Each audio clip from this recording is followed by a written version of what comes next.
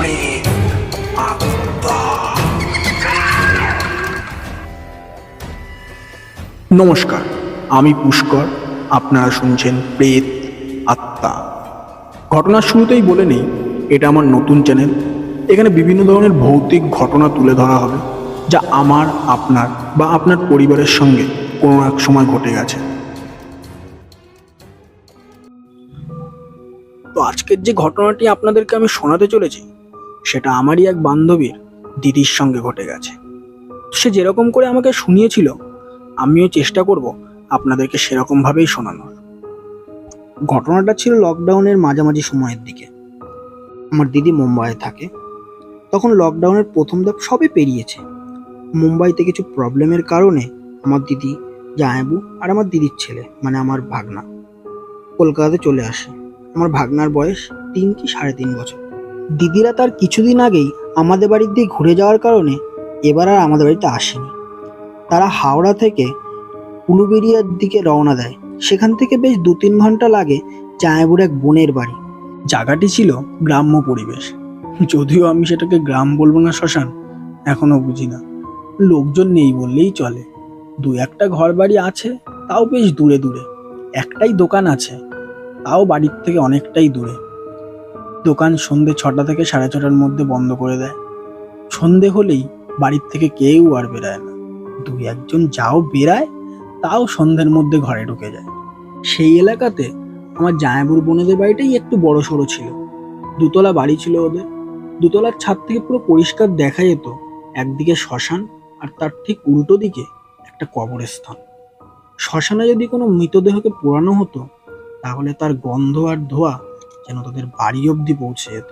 ওদের বাড়ির সামনে একটা বিরাট বড় নিম গাছও ছিল। নিম গাছের ঠিক নিচটায় একটা পুকুরও ছিল। ওখানকার লোকের মুখে শোনা গেছে নাকি ওই গাছে অতৃপ্ত আত্মার বাস আছে। জানি না সেই কারণে কি অন্য কারণে আমার দিদির ননদ এবং তার শাশুড়ি দুজন মিলে সিদ্ধান্ত নেয় ওই গাছটি কেটে ফেলবে। সেই মতো পরের দিন 2জন লোককেও ডাকে গাছ কাটার জন্য। এখনো অবধি তো সব ঠিকঠাকই চলছিল। আসল ঘটনা এবার শুরু হতে চলেছে। যথাযথ তারা 2জন গাছ কাটার জন্য প্রস্তুত হয়ে যায়। হঠাৎই একজনের রক্তবমি হওয়া চালু হয়। দিদি এইসব দেখে খুব ভয় পেয়ে যায়। লোকটির সেই মুহূর্তে সেখানেই মৃত্যু ঘটে। আর একজন যে ছিল, সে ভয় পেয়ে বাড়ি চলে যায়। বেশ 2-3 দিন কেটে যায়। হঠাৎই শোনা যায় আর একজন যে ছিল, তার নাকি হাত পচে গলে নষ্ট হয়ে গেছে। দিদি এইসব দেখার পর আর ওখানে থাকতে চায় না, কিন্তু আমার জামাইবু আবার এইসব বিশ্বাস করে না, তাই দিদিকে ওখানেই রেখে দেয়। জামাইবু ওখান থেকে কলকাতার দিকে কিছু জরুরি কাজের জন্য চলে যায়। সারাদিনটা আমার দিদিদের ভালোই কেটেছে। রাতের খাওয়া সেরেও দিদি, দিদির ননদ আর আমার দিদির ছেলে 3জন উপরের ঘরে শুতেও চলে যায়। বেশ কিছু সময় শুয়ে থাকার পর আমার দিদি যেন শুনতে পায় কেউ একজন নিচ থেকে উপরের দিকে হেঁটে হেঁটে আসছে। হঠাৎই দরজায় ধাক্কা। দিদি ভয় পেয়ে যায়। তাড়াতাড়ি করে দিদির ননদকে ডাকে। দিদির ননদও ধাক্কার আওয়াজটা শুনতে পায়। তাড়াতাড়ি করে বাইরে গিয়ে দেখে কেউ নেই বাইরে। আবার দরজা বন্ধ করে ভিতরে ঢুকে যায়। বেশ কিছু সময় আবার শান্ত। হঠাৎই দরজায় ধাক্কা, যেন কেউ দরজাটাকে ভেঙে ফেলতে চাইছে। আমার দিদি আর দিদির ননদ দুজনেই এবার ভয় পেয়ে যায়। তারা চুপচাপ বসে থাকে ঘরের মধ্যে। এবার আর কেউ সাহস করে বাইরে যায়নি। এমন করে কিছুটা সময় পর আবার শান্ত হয়ে যায়। এমন হতে হতে ওরা যে কখন ঘুমিয়ে পড়েছে রাতে, ওরা নিজেরাও জানে না। সকাল হতেই দিদি ননদের শাশুড়িকে সবটা খুলে বলে।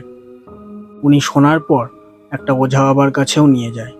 তিনি সবটা শুনে কটা মাদুলি আর জল পড়া দিয়ে দেয়, আর এটাও বলে দেয় এই মাদুলি যেন গা থেকে কেউ না খোলে, আর ওই জল পড়া বাড়ির চারপাশে যেন ছিটিয়ে দেয়।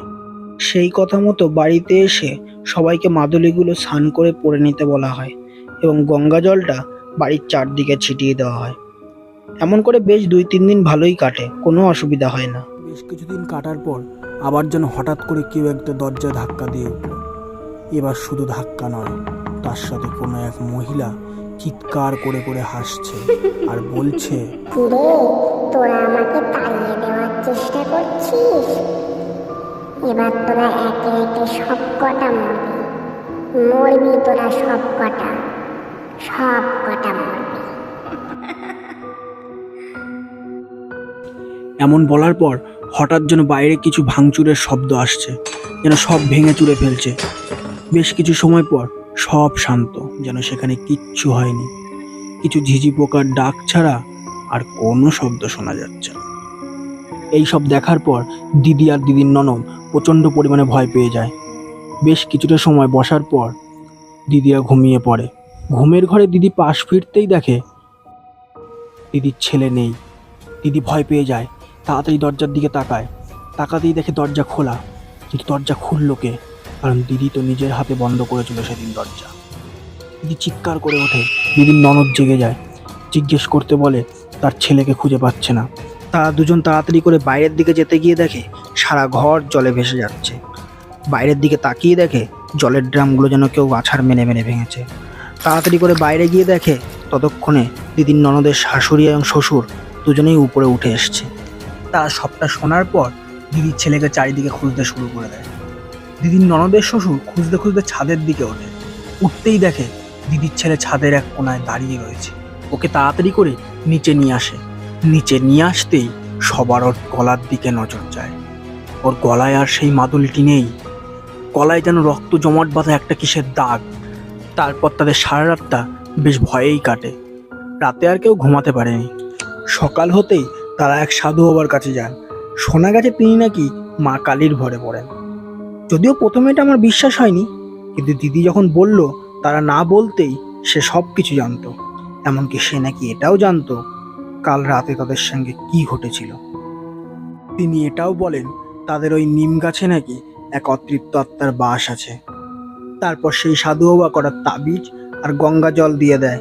তিনি বলে দেন এই গঙ্গা জলটা যেন নিম গাছের চারদিকে ছিটিয়ে তারপর তাতে আগুন ধরিয়ে দেয়, আর তাবিজটা যেন সবাই হাতে পড়ে নেয়। চলে আসার সময় সাধু বাবা বলেন তারা যেন বাড়িতে একটা মূর্তি স্থাপন করে। সত্যি কথা বলতে দিদির ননদরা ঠাকুর দেবতা অত মানত না, কোনো ঠাকুরের ফটোও দেখিনি। একটা তুলসী মন্দির আছে, তাও রোজ তাতে সন্ধ্যাবাতি পড়ে না। সাধু বাবার কথা মতো বাড়িতে এসে গঙ্গা জলটা গাছের চারদিকে ছিটানোর পর কেরাসিন তেল দিয়ে গাছটিতে আগুন ধরিয়ে দেওয়া হয়। তারপর যে যার মতো তাবিজগুলো হাতে পড়েও নেয়। তারপর দিদির ননদের পর বাজারের দিকে চলে যায়। এরা ঠাকুরের মূর্তি নিয়ে আসে। ছোটোখাটো করে একটা বাড়িতে পুজোও দেওয়া হয়। তার বেশ কয়েক মাস পর দিদির ননদরা বেশ বড় করেই একটা মায়ের মূর্তি স্থাপন করে। যদিও তারপর দিয়ে তেমন কিছু আর শোনা যায়নি।